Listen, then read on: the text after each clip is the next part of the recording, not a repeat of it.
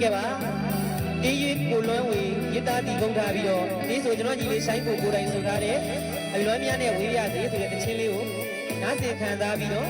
အကြံပြုဝေဖန်ပေးကြပါဦးနော်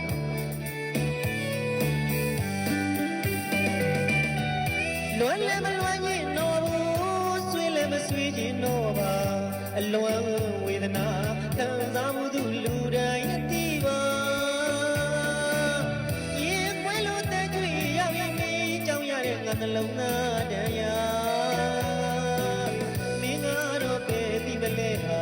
ဟန်ဆောင်အချစ်တွေပေးကငါရင်တဲ့ကိုမြေအောင်မင်းမမကြည့်ခဲ့တာ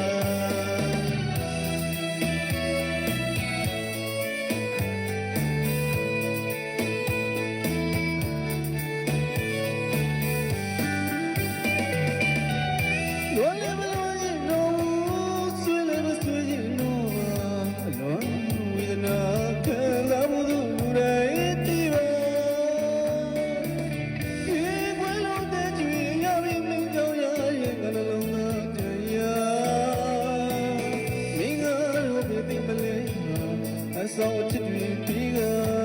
ငါရင်ရဲ့မြေအောင်မင်းမကြည့်ခဲ့